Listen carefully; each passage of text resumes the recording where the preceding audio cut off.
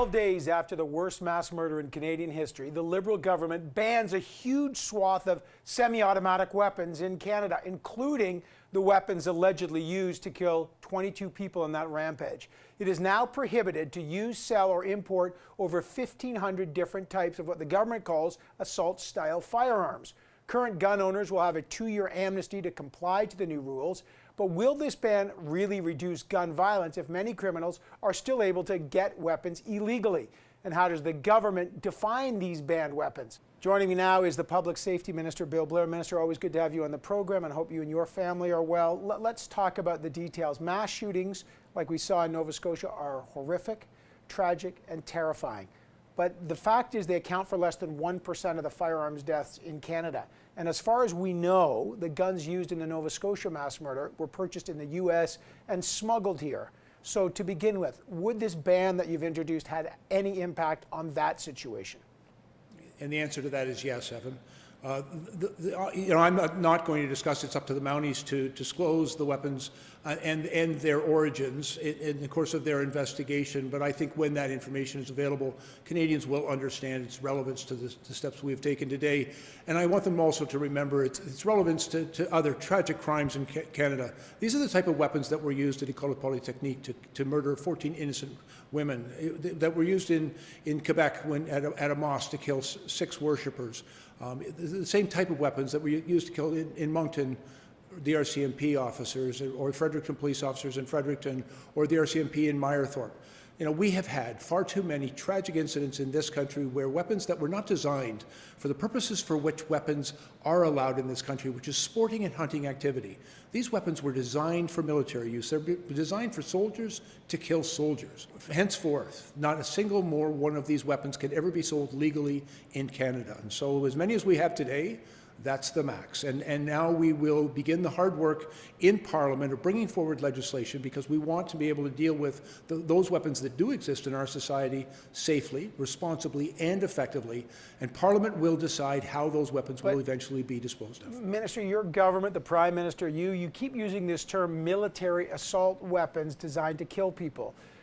The point is that's not really a legal term, as you know. The actual term are semi-automatic weapons. We already have designations: restricted, non-restricted, and prohibited. We also already have limits on magazine capacity between 5 and 10 rounds. So I'm just trying to figure out, you're using terms that I understand that they sound terrible, but how are you actually defining what is banned?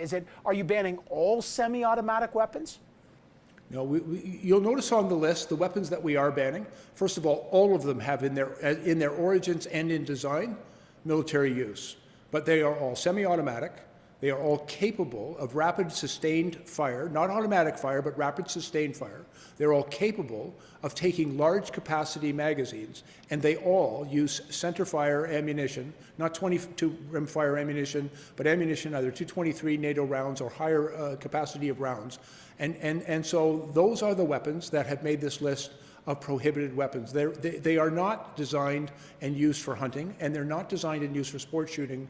They were designed and they have been used to kill people. But a lot of those, but you know, sport shooters will say a lot of these are used in sport shooting, and I'm just trying to figure out, we already have limits on magazine capacity. We already have limits on restricted, non-restricted, and prohibited weapons. How did you draw the distinction? Because I think definitions are really important to figure out what are going to be guns that you will see and what you won't see. Well, some of the weapons have been prohibited by characteristic. Grenade launchers, for example, 50 caliber sniper rifles. We are prohibiting those weapons because, quite frankly, they have no recreational value in this country. But we also know that the other weapons are designed for the use, not in recreational purposes. And let me be clear. I understand that some people find recreational pleasure in utilizing and working with these firearms. But the reality is that their design was not, in its origin, for recreation. It was for soldiers to kill soldiers. And unfortunately and tragically, it's been used by people who were intent on mass murder in Canada and around the world. Why not focus more specifically on the illegal importation of handguns, guns, and gangs? I know that your government committed $320 million, but that was over 5 years, and only about $86 million over 5 years was to stop handguns at the border. You and I both know that's a drop in the bucket, $17 million a year, really, $86 million over 5 years. Why not spend more money stopping illegal guns that are smuggled over the border? Evan, and perhaps you missed the rest of our announcement on Friday or the platform commitment that we've made. But we have said that there are a number of very important and invaluable things that we intend to do. On Friday, we did fulfill our promise to make prohibited military-style assault weapons in this country because there's no place for those weapons. But we have also indicated that we, at the very first opportunity, will bring forward legislation that will enable us to take far more effective action with new authorities for the police, but also new offenses and new penalties. For those who smuggle firearms across our border into this country, for those who steal them, to make sure that we have stronger storage regulations and laws so that the weapons are far more difficult to steal, and for those who traffic in weapons, to buy them legally and then sell them illegally. We are bringing forward measures to deal with that. It requires legislation, and as soon as Parliament resumes, we'll take those steps. Minister, what about grandfathering for 2 years? There's this 2-year amnesty. What are you telling people who have these guns? They clearly will not, they don't like what you're doing. They own these guns. Why give them a 2-year amnesty? You saw in New Zealand after they had a mass shooting, they banned a lot of guns. They had a buyback. The buyback, I think the take-up is less than 10%. So explain what the grandfather clause means and why the 2-year amnesty. Yeah, the amnesty was put in place because we recognize the Canadians purchased these guns legally. And we've made a change in regulation that now makes those weapons prohibited, but we were not going to put those Canadians who purchased those guns legally in a position of criminal liability. And so we have put an amnesty in place for 2 years. That amnesty period, it's a non-permissive amnesty that says they can't shoot them, they can't go hunting or target shooting with it, they won't be able to use it, they won't be able to sell it.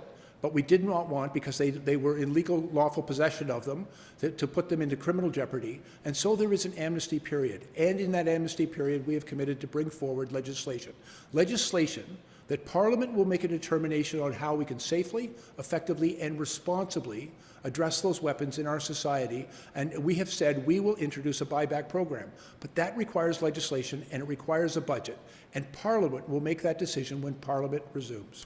All right, last question to you, Minister Blair. How do we know if this is successful? If I speak to you in a year or 2 years and the number of homicides that are gun-related has not gone down, do I say, great, you found a solution to the wrong problem? The real problem was handguns smuggled in from the U.S. You've solved the problem that doesn't exist. What is the metric of success here, sir?